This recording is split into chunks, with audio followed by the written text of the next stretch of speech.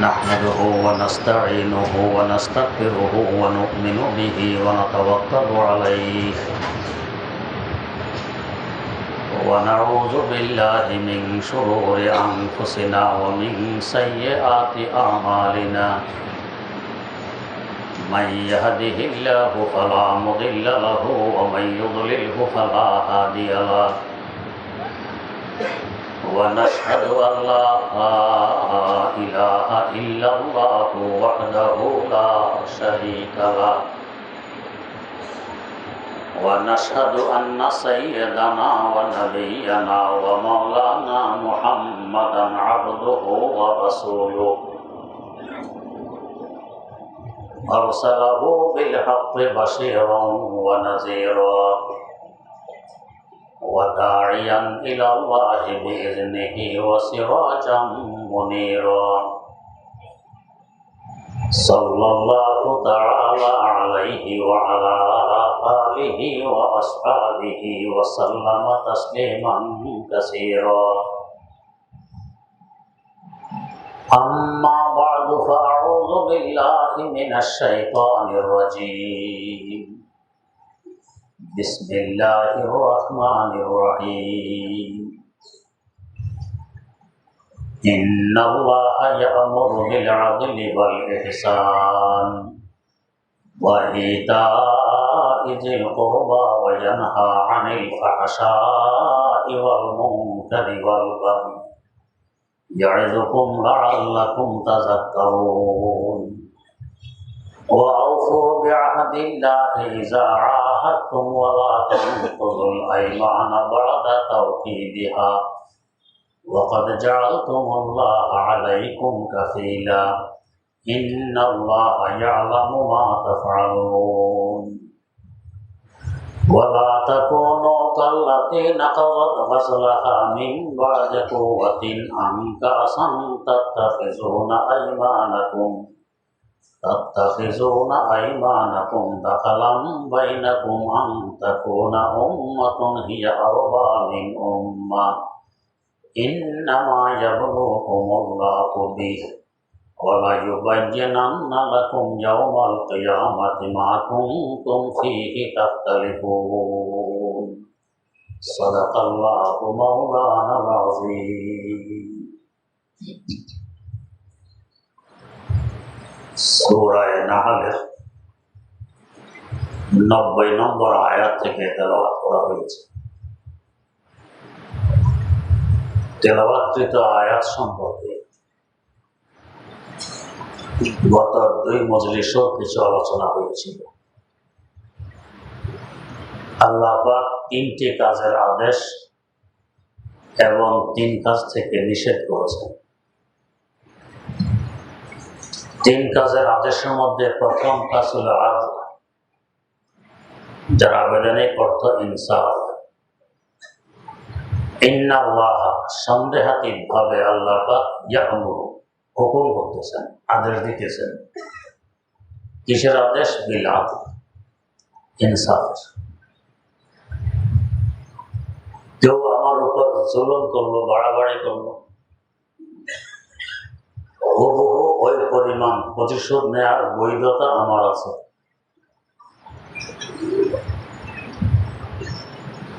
একজন আমাকে একটি ঘুষি মারলো, যে পরিমাণ জোরে মারলো এই পরিমাণ জোরে একটি ঘুষি তাকে মারার অধিকার আমার আছে। এটা হলো ইনসাফ। ইনসাফের হুকুম আল্লাহ পাক দিতেছেন। আর যদি আমি ঘুষি না মেরে ক্ষমা করে দেই, এটা হলো এহসান। এহসানেরও আদেশ করতেছে, যদি এহসান করতে পারো আরো ভালো। আমি প্রতিশোধ নিলে আমি তো আমার হিসাবে নিব, আমি না নিলে আল্লাহ পাকের হিসাবে নেবেন। মধ্যখানে আমি সওয়াব পেয়ে যাব। আমি প্রতিশোধ নিয়ে নিলে প্রতিশোধ নেয় হলো সওয়াব পেলাম না নিলে প্রতিশোধ আল্লাহ পাক নেবেন, পাশাপাশি আমি সওয়াবও পেয়ে গেলাম। এটা হলো এহসান। যখন কেউ কাউকে গালি দেয়, কাউকে বুড়াবালা বলে, মন্দ বলে, আপনি পাল্টা জবাব দিয়ে দিলেন, বিনিময় হয়ে গেছে। এটা হলো আদল। যতটুকু আপনাকে দিয়েছে আপনি অতটুকু দিতে পারেন। যদি চুপ রইলেন, জবাব দিলেন না, আপনার পক্ষ থেকে ফেরেশতারা তাকে জবাব দেয়, মধ্যখানে আপনি সওয়াব পেয়ে গেলেন। এটাকে বলে এহসান। আর এহসানের আরেক অর্থ, বুখারী শরীফের প্রসিদ্ধতম একটি হাদিস, হাদিস জিবরিল।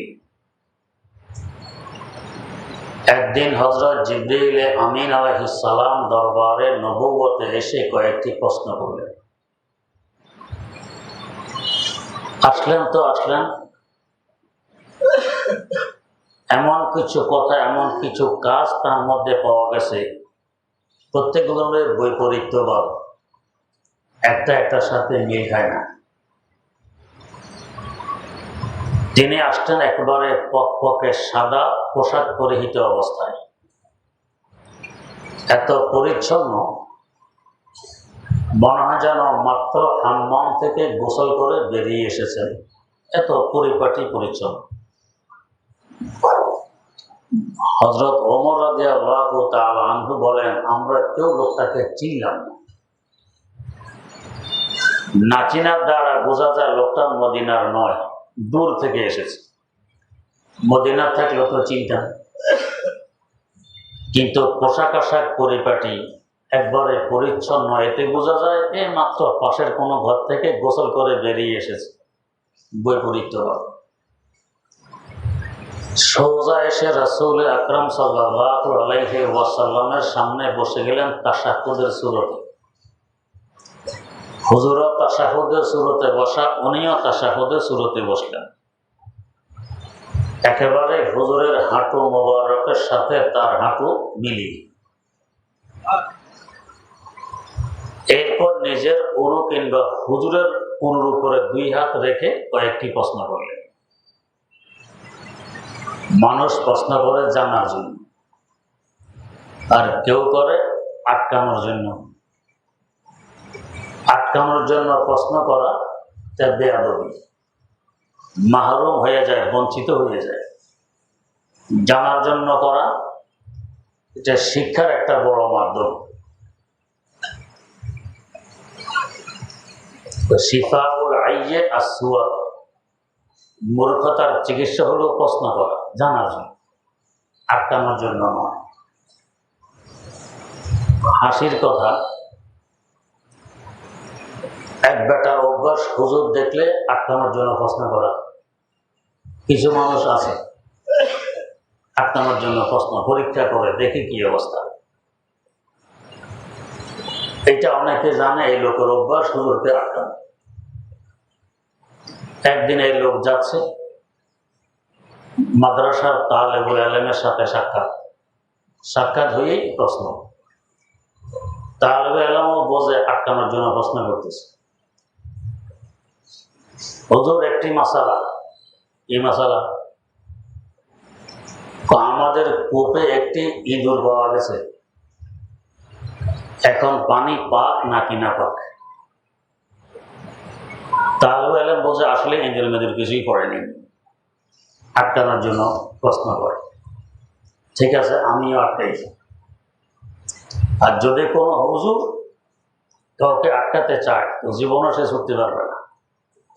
আল্লাহ পাক এমন এক কৌশল দিয়েছেন হুজুরদেরকে কোরআন হাদিসের বরকত। তালেবুল ইলম ছাত্র বলতেছে, প্রশ্নের উত্তর, সঠিক উত্তর পাওয়ার জন্য কিছু তথ্য সরবরাহ করতে হবে। এগুলো আমাকে জানাইলে সঠিক উত্তর পাবেন, না জানাইলে সঠিক উত্তর পাওয়া যাবে না। কি তথ্য? তো ইঁদুর কূপে পড়ার দুই সুরত, দুই অবস্থা, হয়তো নিজে নিজে পড়ছে অথবা কেউ ফেলে দিয়েছে। আসলে কি নিজে পড়ছে না কেউ ফেলে দিয়েছে, আমাকে জানাইতে হবে।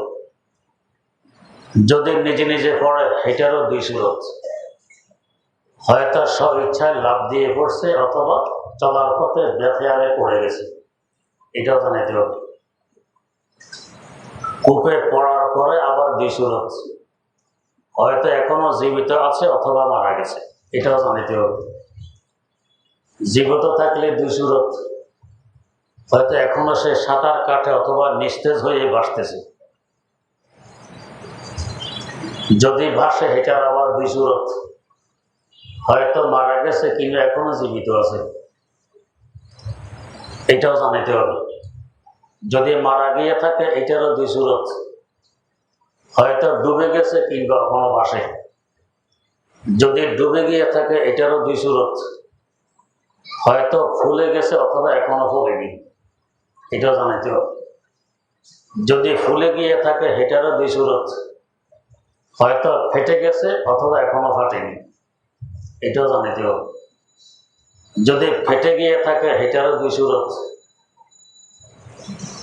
হয়তো পচে গেছে অথবা এখনো পুরোপুরি পচেনি, এটাও জানাইতে হবে। যদি পচে গিয়ে থাকে এটারও 2 সুরত, চামড়া গোশত হাড্ডি থেকে পৃথক হয়ে গেছে অথবা এখনো পৃথক হয়নি, এটাও জানাইতে হবে। যদি পৃথক হয়ে যায় এটারও 2 সুরত, বালতি দিয়ে পানি উঠানোর সময় বালতিতেও তার হাড্ডি মাড্ডি কিছু ওঠে অথবা ওঠে না। যদি না ওঠে এটারও আবার 2 সুরত, হয়তো পানিতে দুর্গন্ধ এসে গেছে অথবা এখনো দুর্গন্ধ আসেনি, জানাইতে হবে। এতটুকু বলার পর প্রশ্নকারী বলে, হুজুর আসসালামু আলাইকুম, গেলাম।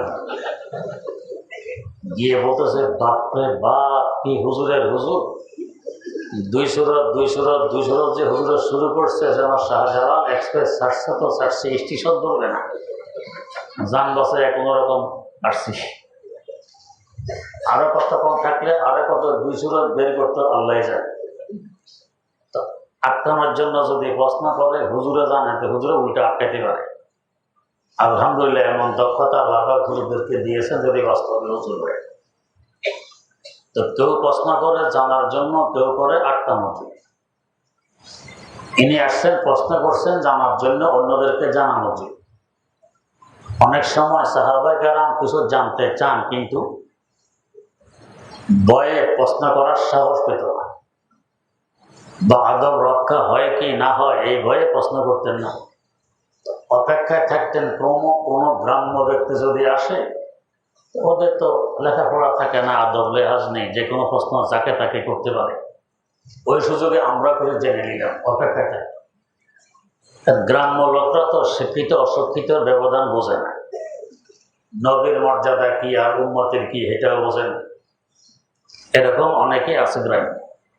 হাকিমুল উম্মত মুজাদ্দিদুল মিল্লাত হযরত শাহ আশরাফ আলী থানভী রাহমাতুল্লাহ ওয়াজ করতেছে। একটা ওয়াজের সময় যদি কেউ মজলিসে আসে, তো যেখানে জায়গা পাবে সেখানে বসে যাওয়া হলো আদব। মানুষকে ডিঙ্গিয়ে সামনে আসা এটা বেয়াদবি, ডিস্টার্ব হয়। যে ওয়াজ করে তারাও হয়, যারা শোনে তাদেরও হয়। পিছনে বসে থাকা নেই। দ্বিতীয়ত, ওয়াজের সময় সালাম দেওয়াও নিষেধ, মুসাফাও নিষেধ, কোনো কথাবার্তা নিষেধ। এতে শ্রোতাদেরও ডিস্টার্ব হয়, বক্তারও হয়। এক বেটা গুড়ের কলা মাথায় করে আসে। কলা মানে যারা গুড়ের দোকানে গেলে দেখবেন মাটির লম্বা লম্বা পাত্র, একে বলে কলা। এটাকে উপর করে নিচে দিয়ে ভাঙে, গুড় বিক্রি যতটুকু হয় আবার একটু ভাঙে, আবার বিক্রি হয়ে গেলে আবার একটু ভাঙে, এটাকে বলে কলা। গুড়ের কলা মাথায় নিয়ে আসছে। গ্রাম্য লোক মানুষকে ডিঙ্গায় একবারে হুজুরের সামনে, হুজুর ওয়াজ করতেছে। এসে বলতেছে, মৌলজি তোমারে লিয়ে গুড় হাদিয়া লায়া হুঁ, কাহা রাখুঁ? তোমার জন্য গুড় এনেছি হাদিয়া, কোথায় রাখবো? বলেন তো, ওয়াজের ভিতরে ডিস্টার্ব। হযরত রাগ করলেন না, বললেন ওয়াহি কোনে পে রাখ দো, ওইখানে কোনা রেখে দাও। নেই ওয়া নেই রাখুঙ্গা, না আমি এখানে রাখবো না। হুজুর তো বোঝেন গ্রাম্য লোক, ঝামেলা বাড়ায় লাভ কি? এসা করো মেরে সারতে রাখ দো, আমার মাথায় রাখো। বেচারা সোজা এনে হুজুরের মাথায়। হুজুর ওয়াজ করতেছেন, এই সময় গুড়ের কলা হুজুরের মাথায়। হুজুর এটা ধরে নিয়ে আসতে কোনা রেখে দিছে, একটুও রাগ করেননি। কেন বোঝেন গ্রাম্য লোক, এরা এরকমই করে। আদব কি বেআদবে কি বুঝার মতো যোগ্যতা এদের থাকে না। আর আজ থেকে ১৫০০ বছর আগের আরবের গ্রাম্য লোকের অবস্থা। আমি এক শিক্ষকের কাছে পড়তাম করাচিতে, উনি হিন্দুস্তানি, তো সাথে আরো পাঠান টাঠানো ছিল। পাঠানদের অবস্থা তো বোঝেন কেমন। তো শিক্ষক একদিন বললেন, আমি सऊदी अरब ग्रामगंजे गए কিছুদিন থেকেছি, तो वहां जाने के बाद हम हमारे पठान भाइयों को भी भूल गए। ওখানে যাওয়ার পরে আমাদের পাঠান ভাইদেরকে ভুলে গেছি। মানে এদেরকে হার মানায় এই পরিমাণ সোজা সাজা সরল টাইপের মানুষের। আসতো দরবার নবুয়তে, এসে বলে মানিল মোহাম্মদ। মোহাম্মদ কে? ওদের তো ধারণা মোহাম্মদ নবী খুব শান শকতে থাকবে, জরক বরকের পোশাক, কি অবস্থা। অন্যরা যেরকম এরকম। সাহাবা কেরাম দেখাতেন ইনি মোহাম্মদ, কয় না ইনি মোহাম্মদ না, আসলে মোহাম্মদকে দেখো, বিশ্বাস করত।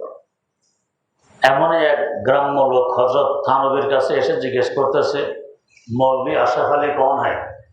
मौलवी अशरफ अली की जवाब दिए, मैं हूँ। अल्लाह से डरो, झूठ नहीं बोला करो, আল্লাহর ভয় করো, মিথ্যা কথা বলবে না। তো কি মিথ্যা বললাম? তো तुम अशरफ अली नहीं हो, তুমি अशरफ अली নাও, ভুল বলতেছো। উনি জিজ্ঞেস করেন, कैसे तुम्हें पता चला? কিভাবে তুমি জানলা আমি अशरफ अली নই? तो मैंने 25 साल पहले अशरफ अली को देखा था, उनकी दाढ़ी सिया थी, तुम्हारी दाढ़ी सफेद है, तुम अशरफ अली नहीं हो। 25 বছর আগে আমি अशरफ अली के দেখেছি, দাড়ি ছিল কালো, তোমার দাড়ি সাদা, তুমি अशरफ अली নও। अशरफ अली হলে তো দাড়ি কালোই থাকতো, আমার নিজের দেখা। বললাম তো 25 বছর আগে দেখছে দাড়ি কালো, এর খেয়াল এখনো কালোই থাকবে। কেমন সোজা সাজা মানুষ। গাদার গাড়ি নিয়ে বিভিন্ন স্টেশনে থাকে গাড়িওয়ালারা, মানুষও নেয়, সাই সামানও নেয়। এক পাঠান গাদার গাড়ি নিয়ে দাঁড়ানো স্টেশনে, আর এক পাঠান গাড়ি থেকে নেমে দেখে পাঠান দাঁড়ায় গেছে। 3 দিন পরে ওই পাঠান আবারও কি জন্য এখানে এসে দেখে গাড়িওয়ালা এখনো আছে। ইয়া আল্লাহ, 3 दिन से तो इधर खड़ा हुआ है, 3 दिन থেকে তুমি এখানে দাঁড়াই আছো। অথচ 3 দিনে কত খ্যাপ দিছে, গেছে, বাড়িতে রাত্র কাটাইছে, দিনে না আবার এখানে আসে। কিন্তু হেরিটা বুঝে আসে না, হে ভাবতেছে 3 দিন থেকে এখানে দাঁড়াই আছে, মোটা বুঝ। তো গ্রাম্য লোক এদের অপেক্ষা থাকতো, সাহাবায়ে কেরাম আসলে প্রশ্ন করবে, এক উসিলে আমরা বসে জেনে ফেলি। উনি আসছেন, পোশাক আশাকে তো গ্রাম্য বোঝা যায় না, পিটপাট সাদা পকপকে পোশাক। আসার পরে 3টি প্রশ্ন করলেন, 4টি প্রশ্ন করলেন। 1 নম্বর, মাল ঈমান, হুজুর ঈমান কি? হুজুর জবাব দিলেন। 2 নম্বরে মাল ইসলাম, ইসলাম কি? হুজুর জবাব দিলেন। 3 নম্বরে, যেটা আমার বলার উদ্দেশ্য, মাল এহসান, এহসান কি? হুজুর জবাব দিলেন। 4 নম্বরে মাতা তাকুমুস সাআহ, কিয়ামত কবে প্রতিষ্ঠিত হবে? 4টি প্রশ্ন করলেন। প্রশ্ন করার পর লোকটি বলেন, সাদাক্তা, সত্য বললেন। আচ্ছা, আমি কোনো কিছু জানি না, জানার জন্য একজন হুজুরকে জিজ্ঞেস করলাম, উনি উত্তর দিলেন। আমি কি বলতে পারি সত্য বলেছেন? যদি একথা বলে বুঝে গেছে আগে থেকে আমি জানি, আমার জানা অনুযায়ী জবাব দিয়েছেন, তাই তো বলতে পারি সত্য বলেছেন। না জানলে কিভাবে বলবো সত্য না মিথ্যা? কিন্তু উনি বললেন কি, সাদাক্তা, সত্য বলেছেন। একথা বলে বিদায় নিয়ে গেলেন। এতক্ষণ হুজুর নিজেও চিনেননি লোকটিকে। বিদায়ের পরে আল্লাহ পাক জানাইলেন, উনি তো জিবরিল আমিন আলাইহিস সালাম, ফেরেশতা। এবার হুজুর সাহাবায়ে কেরামকে বলে, আরে লোকটি যে আসলো উনি হযরত জিবরাইল, তাড়াতাড়ি বাইরে গিয়ে দেখো। এরা বাইরে গিয়ে খোঁজাখুঁজি করে নাই, তো থাকবো কোথা থেকে, জিবরিল তো গেছে বাতাসের আগে চলে গেলেন। এরপরে বললেন, তিনি এসেছেন তোমাদের দ্বীনের সার সংক্ষেপ তোমাদেরকে শুনে দেওয়ার জন্য। এই 4 প্রশ্নের উত্তরে দ্বীনের সার সংক্ষেপ এসে গেছে। এখান থেকে কয়েকটি কথা বুঝে আসে, বুজুর্গানে দ্বীন বের করেছে। কি কথা? 1 নম্বর, যেহেতু তিনি প্রশ্ন নিয়ে এসেছেন মানে শিখার জন্য, এখন তিনি তালেবুল ইলম, ইলম অন্বেষণকারী। তো তালেবুল ইলমের জন্য পরিষ্কার পরিচ্ছন্ন থাকা চাই। তিনি এসেছেন সাদা পোশাক পরিহিত অবস্থায়। তালেবুল ইলমদের জন্য সাদা পোশাক পরিধান করা উত্তম। মনে হয় যেন মাত্র গোসল করে এসেছেন। ক্লাসে ঢুকার আগে ওযু গোসল করে পাক পবিত্রতা অর্জন করে তারপরে ক্লাসে আসা চাই। 3 নম্বর, বসেছেন তাশাহুদের সূরতে। বোঝা গেছে তালেবুল ইলমদের জন্য তাশাহুদের সূরতে বসা চাই, যেটা আমাদের কওমি মাদ্রাসা আমরা করে থাকি। আচ্ছা বলেন তো, টুলে বসলে শিক্ষক চেয়ারে, ছাত্র টুলে, আত্তাহিয়াতের সূরতে বসা সম্ভব? সম্ভব নয়। আর আমরা নিচে বসি, শিক্ষকও আত্তাহিয়াতের সূরতে, ছাত্রও আত্তাহিয়াতের সূরতে। আলহামদুলিল্লাহ, আমি গত বছর পর্যন্ত যখন থেকে শিক্ষকতা করি, 90 সন থেকে এখন 24, মানে 34 বছর হয়েছে আমার শিক্ষকতার বয়স। এই 34 বছরে যে কোনো কিতাবে আমি পড়াইছি আলহামদুলিল্লাহ আত্তাহিয়াতের সূরতে বসে পড়াইছি, অন্য সূরতে বসে। কিন্তু গত বছর থেকে আর পারতেছি না, হাঁটুতে ব্যথা। এখন অন্য সূরতে বসা লাগে, আত্মার সূরতে বসতে পারি। এর আগে কখনো 1.5 ঘন্টা, 2 ঘন্টা, 2.5 ঘন্টা তাশাহুদের সূরতে আলহামদুলিল্লাহ সমস্যা হয়নি। এখন হয়ে গেছে, আল্লাহ হেফাজত করুন। যাই হোক, তো তাশাহুদের সূরতে বসার, চেয়ার টেবিলে বসার ব্যবধান কি?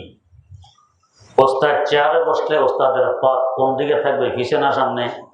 সামনের দিকে, ছাত্রের দিকে। আর ছাত্র টুলে বসলে ছাত্রের পা কোন দিকে থাকবে? সামনে, ওস্তাদের দিকে। ওস্তাদের পা ছাত্রের দিকে, ছাত্রের পা ওস্তাদের দিকে। এটা আদব পরিপন্থী হবে না? আমাদের মযহাবের ইমাম, ইমামুদ দুনিয়া, ইমামুল আইম্মা, ইমামদের ইমাম, সবচেয়ে বড় ইমাম হযরত আবু হানিফা রাহিমাহুল্লাহ, ওস্তাদ তো দূরের কথা, ওস্তাদের বাড়ির দিকে পর্যন্ত কখনো পা লম্বা করে বসেননি। আদবের বরকতে আল্লাহ পাক পুরো দুনিয়াবাসীর ইমাম বানাই দিয়েছেন। আদব আদব তাজেস্তে আজলতে ইলাহি বেনে ভরসার বেরা ওহার জাহাতে কাহি। আদব এমন একটা গুরুত্বপূর্ণ মুকুট, মানুষকে কোথা থেকে কোথায় পৌঁছিয়ে দেয়।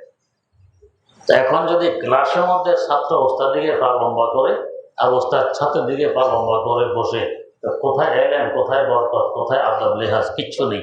ইলম কোথা থেকে আসে? তাই আমাদের কওমি মাদ্রাসা এখন আমরা নিচে বসি আত্তাহিয়াতের সূরতে, ছাত্রের পা পিছনের দিকে, ওস্তাদের পা পিছনের দিকে। এটা হলো আদব। এখানে ইলম আসে, বরকত আসে। তো উনি শিখিয়ে গেলেন, যেহেতু উনি তালেবুল ইলম হয়ে এসেছেন, জানার জন্য এসেছেন, আত্তাহিয়াতের সূরতে হুজুরও বসা, উনিও বসলেন, উভয়জনের পা পিছনের দিকে। আদব এভাবে বসা নেই। এরপরে তিনি কিছু প্রশ্ন করলেন। একটি প্রশ্ন ছিল মাল এহসান, হুজুর এহসান কি? জবাব দিলেন, এহসান হলো আন তা'বুদাল্লাহা কাআন্নাকা তারাহু ফাইন লাম তাকুন তারাহু ফাইন্নাহু ইয়ারাক। এহসান হলো এমন ভাবে আল্লাহ রাব্বুল আলামিনের ইবাদত করা যেন তুমি তাকে দেখে দেখে ইবাদত করতেছো। এটা হলো এহসান। যদি এই অবস্থা তোমার মধ্যে আনয়ন করতে না পারো, তাহলে অন্তত এই ভাবসাব নিয়ে ইবাদত করার নাম এহসান, যে আমি যারা ইবাদত করতেছি আমি তাকে দেখি আর না দেখি, তিনি তো আমাকে দেখতেছেন, তিনি তো আমাকে দেখতেছেন। এই ভাবসাব নিয়ে ইবাদত করা, এটাও এহসান। তার মানে এহসানের স্তর হলো 2টি। প্রথম স্তরকে বলা হয় মাকামে শুহুদ, দ্বিতীয় স্তরকে বলা হয় মাকামে মুরাকাবা। যেন আমি তাকে দেখতেছি, এটা মাকামে শুহুদ। আর উনি আমাকে দেখতেছেন, এই ভাবসাব নিয়ে ইবাদত করা, এটা মাকামে মুরাকাবা। তো দেখতেছি মানে কপালের নিচের চোখ দিয়ে নয়। এটা তো তিনি কোরআনে কারিমে বলে দিয়েছেন, লা তুদরিকুহুল আবসার, এই চোখ দিয়ে তাকে দেখা যাবে না। হ্যাঁ, দেখতে পাবো আখিরাতে, সেখানে চোখের যোগ্যতা তিনি দিবেন, দেখা সম্ভব হবে। এখানে এই যোগ্যতা দেননি, দেখা সম্ভব হবে না। কিন্তু কান্নাকা তারাহু, মনে হয় যেন দেখতেছি। দেখ কেমন দেখা? আল্লাহ রাব্বুল আলামিনের মহব্বত এবং ভালোবাসা এই পরিমাণ নিজের মধ্যে সৃষ্টি করা। বেশি মহব্বত কারোর সাথে গড়ে উঠলে মনে হয় যেন সে সবসময় আমার সামনে। বড় একসময় বলে, তুমি তো আমার অন্তরে ঘর করে বসে আছো, সামনে হলো তো একটু দূরত্ব আছে, কিন্তু অন্তরে ঘর করে বসে থাকলে যার কাছে আর কাছ নেই, তুমি আমার এত কাছে, অথচ হে আমেরিকা আপনি বাংলাদেশে, তারপরেও বলতেছেন কি, আরে তুমি তো আমার দিলের ভিতরে বসে আছো, কখনো আমার মন থেকে তুমি যাও না। এটা খুব বেশি মহব্বতের আলামত। তাফসীরে রুহুল বয়ানে এই সম্পর্কে একটি শেয়ার লিখেছে, খেয়ালুকা ফি আইনি ওয়া হুব্বুকা ফি কলবি, খেয়ালুকা ফি আইনি ওয়া যিকরুকা ফি ফামি ওয়া হুব্বুকা ফি কলবি ফাআইনা তাযহিবু ওয়া হুব্বুকা ফি কলবি ফাআইনা তাযহিবু। তোমার আকার আকৃতি, তোমার খেয়াল আমার চোখের সামনে বাসে, যেন তুমি আমার চোখের সামনে। খেয়ালুকা ফি আইনি ওয়া যিকরুকা ফি ফামি, আর আমার জবানে সবসময় তোমার আলোচনা। ওয়া হুব্বুকা ফি কলবি ফাআইনা তাযহিবু, তোমার মহব্বত আর ভালোবাসা অন্তরে ঘর করে বসে আছে, অতএব তুমি গায়েব হবে কিভাবে, তুমি লুকাবে কিভাবে, তুমি তো আমার সামনেই আছো। মহব্বতের এই পর্যায়ে পৌঁছতে এটা হলো এহসানের মাকামে শুহুদ। তো এই মহব্বত আমার মধ্যে আসবে কিভাবে? মহব্বত আমার মধ্যে আসার এক তরিকা হলো কাসরতে জিকির, খুব বেশি আল্লাহ রাব্বুল আলামিনের জিকির করা। যত বেশি জিকির করব ততই মনে হবে তিনি যেন আমার সামনে আছেন, তার মহব্বত অন্তরে ঘর করে থাকবে। এই জন্য দেখবেন কোরআনে কারিমে একটি আয়াত আছে, ইন্নামা ইয়াখশাল্লাহা মিন ইবাদিহিল উলামা, বাস্তবার্থে আল্লাহকে ভয় করেন আলেম সমাজ। আলেম সমাজ ভয় করেন কারণ আলেম সবসময় এলেমে ডুবে থাকে। যেদিন থেকে আলিফ বা তা সা শুরু করেছে, শেষ নিঃশ্বাস ত্যাগ করা পর্যন্ত তার আর ছুটি নেই, সবসময় এলেম নিয়ে আছে। কিতাব পড়ে, কিতাব লেখে, ওয়াজ করে, সব এলেমের ভিতরে। ও ইসলামে যত হুকুম আহকাম আছে সব 8 ভাগে বিভক্ত। আহকামাতে ইসলাম 8 প্রকার: ফরজ, ওয়াজিব, সুন্নতে মুআক্কাদা, সুন্নতে জায়েদা, হারাম, মাকরুহে তাহরিমি, মাকরুহে তানজিহি এবং মুবাহ। এই 8 প্রকার হলো ইসলামের হুকুম আহকাম। কিন্তু এলেম শুধু এক প্রকার, এলেম ফরজে হয়, এর নিচে এলেমের কোনো স্তর নেই, এলেমের নফল কোনো স্তর নেই। হয় ফরজে আইন হবে, না হয় ফরজে কেফায়া হবে। যখন যে আমল আমার সামনে আসবে করতে হবে, এটার এলেম অর্জন করা ফরজে আইন, আর অতিরিক্তটা করা ফরজে কেফায়া। ফরজের নিচে কোনো এলেম নেই। এবারে বুঝলাম এলেম স্তর হলো ফরজ, নিচে কোনো স্তর নেই। বুখারী শরীফে একটি হাদিস বর্ণিত আছে, আল্লাহ রাব্বুল আলামিন বলেন হাদিসে কুদসি, বান্দা যখন ফরজ কাজে মশগুল থাকে, ব্যস্ত থাকে, তখন সে হয় আহাব্বু ইলাইয়া, আমার কাছে সবচেয়ে বেশি মহব্বতের পাত্র। আর যখন নফল ইবাদতে মশগুল হয়, তখন ইয়াতাকাররাবু ইলাইয়া বিন নওয়াফিল, নফল ইবাদতের মাধ্যমে আস্তে আস্তে আমার নৈকট্য লাভ করে। তো ফরজের সময় আল্লাহর সবচেয়ে বেশি মহব্বতের পাত্র, মানে আল্লাহর সামনে, আল্লাহর নিকটে। আর নফলের মাধ্যমে তাদরিজান আস্তে আস্তে নৈকট্য লাভ করে। ব্যবধান কত? ফরজান নফল। এই হাদিসের ব্যাখ্যা ইমামুল আসর হযরত শাহ আনোয়ার কাশ্মীরি রাহিমাহুল্লাহ বুখারী শরীফের ব্যাখ্যা গ্রন্থ ফয়জুল বারীতে লেখেন, তার মানে নফলের শেষ সীমা যেখানে, ফরজ শুরু হয় সেখান থেকে। মা হুয়া আখিরু মাকামিন নওয়াফিল ফাহুয়া আউয়ালু মাকামিল ফারাইজ, নফলের শেষ মকাম যেখানে, ফরজের শুরু মকাম সেখান থেকে। তো এবার আসুন, আলেম সমাজ আলিফ বাতা থেকে নিয়ে শেষ নিঃশ্বাস ত্যাগ করা পর্যন্ত সবসময় এলেমের ভিতরে ডুবে আছে, মানে ফরজ কাজে মশগুল। এদের সারাটা জীবন ফরজ কাজের ভিতরে থাকে, তার মানে সে আল্লাহর কাছে তাকে আহাব্বু ইলাইয়া হইয়া থাকে, আল্লাহর সবচেয়ে বেশি মহব্বতের পাত্র হইয়া থাকে। তো যে আল্লাহর কাছে, আল্লাহ তার কাছে আল্লাহর মহব্বতের পাত্র, এই আল্লাহকে ভয় করবে না তো কে করবে? এখন যদি আপনি প্রধানমন্ত্রীর সামনে থাকেন, পারবেননি এমন কিছু কাজ করা যে কাজ তার সামনে বেয়াদবি হয়? পারবেন না। দূরে থাকলে হাজার গালি দিয়ে দেন, কে কার খবর নেই। আসে না কত মানুষ গালি দেয়, হ্যাঁ, দূরে থেকে গালি দেয়, কিন্তু কাছে সম্ভব না। তো ফরজওয়ালা আলেম সমাজ এলেমে সবসময় ব্যস্ত, মানে ফরজ কাজে ব্যস্ত। এই সময় আল্লাহ বলেন সে আহাব্বু ইলাইয়া, আমার সবচেয়ে মহব্বতের পাত্র, সে আমার কাছে আছে। তো এ আল্লাহকে ভয় করবে না, কে করবে? ইন্নামা ইয়াখশাল্লাহ মিন ইবাদিহিল উলামা। আর নফলওয়ালা যে আমল করে, আমলওয়ালা আমলের মাধ্যমে আস্তে আস্তে আস্তে আস্তে নৈকট্য লাভ করে। তো সেই নৈকট্য লাভ করে ধীরে ধীরে আস্তে আস্তে, আর এই করে তৎক্ষণাৎ কত ব্যস্ত। যেমন ধরুন 50 তলা একটি বিল্ডিং, আপনি 50 নম্বর তলায় যাবেন, সাথে আরেকজন সাথীও আছে। 50 নম্বর তলা যাওয়ার দুইটি রাস্তা, একটি সিঁড়ি একটি লিফট। আপনার সাথে সিঁড়ি বেয়ে বেয়ে উঠতেছে, আপনি লিফট দিয়ে উঠতেছেন। সাথীর দোতলা পর্যন্ত এখনো পৌঁছতে পারেনি, আপনি 50তম তলায় পৌঁছে গেছেন। আপনি হলেন ফরজের স্তরে, আপনার সাথী হলো নফলের স্তরে। তো এলেমওয়ালা যে সবসময় এলেম নিয়ে থাকে, সে ফরজে আছে। লিফটের মাধ্যমে আল্লাহ এক টানে তাকে আল্লাহর কাছে নিয়ে গেছেন, সে আল্লাহর মহব্বতের পাত্র, আহাব্বু ইলাইয়া। আর নফলওয়ালা সিঁড়ি বেয়ে বেয়ে উঠতেছে, আস্তে আস্তে গিয়ে আল্লাহ নৈকট্য লাভ করবে, কত ব্যস্ত। যাই হোক, তো এহসান হইল আল্লাহর ইবাদত এমনভাবে করা যেন তুমি তাকে দেখতেছো। এই ফরজের ভিতরে থাকলে অতি তাড়াতাড়ি এই অবস্থা অর্জন হয়। তো ওলামায়ে কেরাম এহসানের অবস্থায় থাকেন কেন? সবসময় ফরজের মধ্যে তারা ব্যস্ত থাকে, মশগুল থাকে, অর্থাৎ এলেম নিয়ে ব্যস্ত থাকে। এটা হলো ফরজ, ফরজের নিচে এলেমের কোনো স্তর নেই। কাসরতে জিকির, খুব বেশি জিকিরের মাধ্যমে এই অবস্থা হবে। এলেম পুরাটাই জিকির।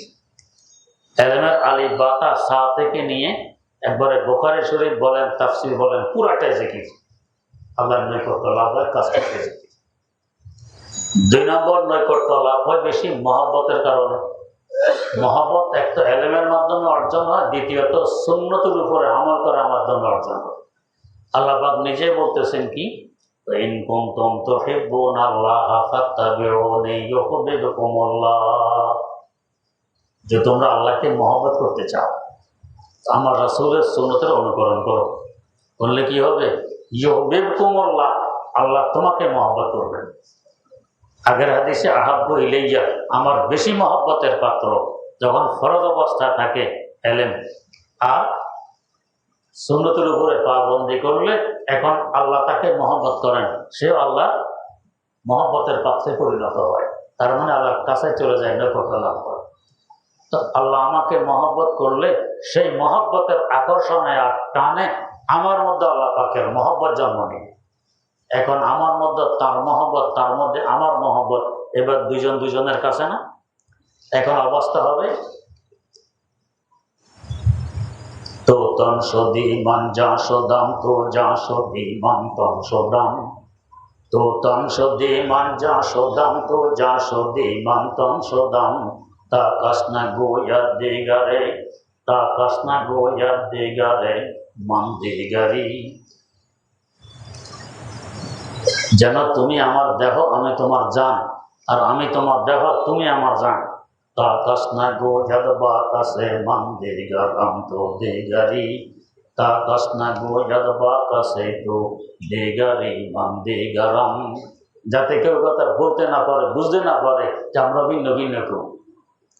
আল্লাহ রাব্বুল আলামিনের নৈকট্য লাভ হয় সুন্নতের পাবন্দির মাধ্যমে, সুন্নতের উপরে আমল করার মাধ্যমে। এটা আল্লাহর কাছে আসা হয়, যেন আমি তাকে দেখে দেখে ইবাদত করতেছি। খুব বেশি মহব্বত হইলে এই অবস্থা হবে, তাকে দেখে দেখে ইবাদত করতেছি। যদি এই অবস্থা অর্জন করতে কেউ না পারে, ইসলাম নৈরাশ্যতার দিন নয়।